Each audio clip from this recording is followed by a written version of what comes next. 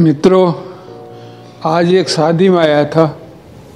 वहाँ बैठे बैठे चर्चा हुई कि ऐसे देशभक्तों को हर कोई कुछ भी क्यों कह देता है। इस चर्चा के बीच में कुछ और बातें भी हुई। देशभक्तों को गद्दार कहने का एक फैशन सा बन गया है और जो वाकई गद्दार हैं उनके बारे में लोग बोलते नहीं हैं, कम बोल रहे हैं, कुछ थोड़े से लोग बोलते हैं। अब जिक्र चला था, पहले एक वीडियो मैंने बनाया था कि बाबर को गद्दार कहना कहाँ तक उचित है।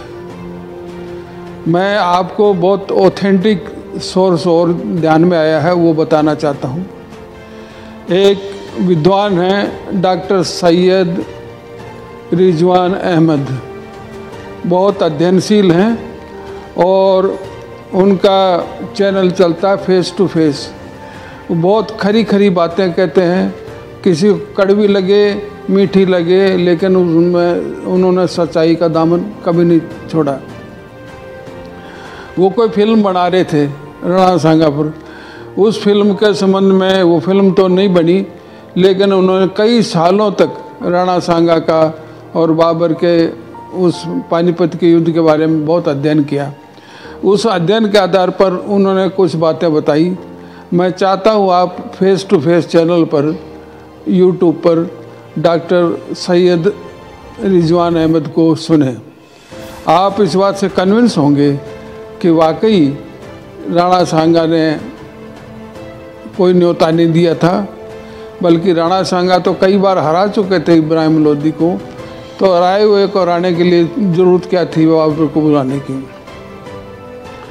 दूसरा जो ऑथेंटिक सोर्स है, मेरे साथी रहे हुए एक साहित्यकार हैं, इतिहासकार मोहनलाल गुप्ता, जनसंपर्क विभाग में एडिशनल डायरेक्टर रिटायर हुए।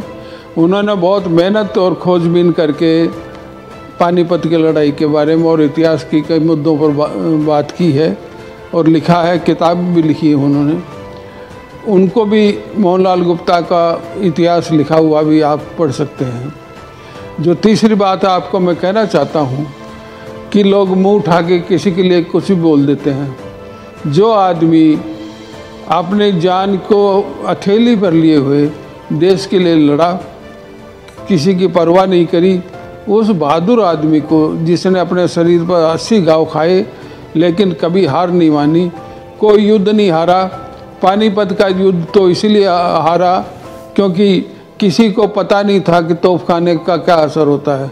दूर खड़े खड़े बंदूकों से और तोपों से आदमियों को उड़ा दिया गया, इसलिए तलवार जिसके हाथ में थी वो पहुंचता उससे पहले दूर से उड़ा देते थे। आप उसको पढ़ेंगे, इन साहित्यकारों को, इतिहासकारों को अगर आप जानेंगे, पढ़ेंगे, सुनेंगे, तो आपको लगेगा कि बाबर ने चालाकीपूर्ण तरीके से अपने आप को एक एलिबाई बनाने के लिए ये बात कही कि सागर ने मुझे राणा सांगा ने न्योता दिया और वो काफिर मेरी मदद में नहीं आया। बाबर के मन में कितना जहर था नॉन मुस्लिम्स के प्रति, वो बाबरनामा से पता लगता है। बाबरनामा मैंने भी पढ़ा है। जगह जगह उन्होंने नॉन मुस्लिम्स को काफिर शब्द से और असम्मानजनक भाषा से संबोधित किया है। आप निश्चित रहें कि जो लोग लगे हुए हैं राणा सांगा को बदनाम करने में, वो बिल्कुल ज़्यादातर तो निहायत झूठे हैं, कुछ पथभ्रष्ट हैं, कुछ को समझ ही नहीं कि वो क्या बोल रहे हैं। मित्रों, जब मैं कोई बात कहता हूँ उससे पहले उस पर बहुत अध्ययन करता हूँ। अध्ययन करना इसलिए ज़रूरी है कि आप मेरे पर विश्वास करते हो। बहुत लोग मेरे को सुनते हैं। जब बाबर और राणा सांगा के बाबत ये विवाद पैदा हुआ कि राणा सांगा ने गद्दारी की, मैंने बहुत लोगों से बात करी। मेरे श्री भंवरलाल जी जांगिड़, उनसे मैंने यूँ कैजुअली बात करी तो बड़े जोश में आ गए। उन्होंने कहा ये कैसा ज़बरदस्ती का देशद्रोह का इल्ज़ाम है। राणा सांगा तो बिल्कुल कई बार पीट के भगा चुका था इब्राहिम लोदी को। अब आज इत्तेफाक से हम एक साथ हुए हैं, आप लीजिए, उनको सुनिए कि राणा सांगा गद्दार थे, कैसे क्यों बताते लोग। धन्यवाद शाह जी। ये जो विवाद की जड़ है खास तौर पर कि राणा सांगा गद्दार था, एक समाजवादी पार्टी के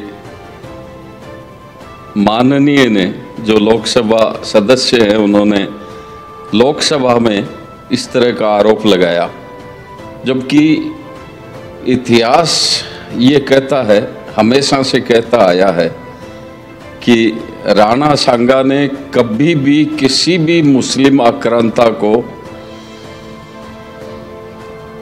इनवाइट नहीं किया था।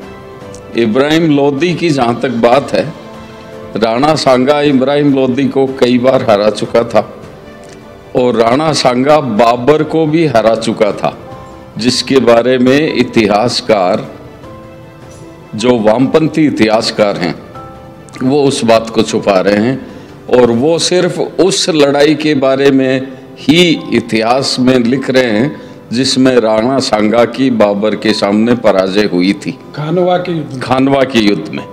उसी के बारे में वो बता रहे हैं, जबकि उससे पहले बाबर से राणा सांगा के युद्ध हो चुके थे और उसमें बाबर बुरी तरह हारा भी था।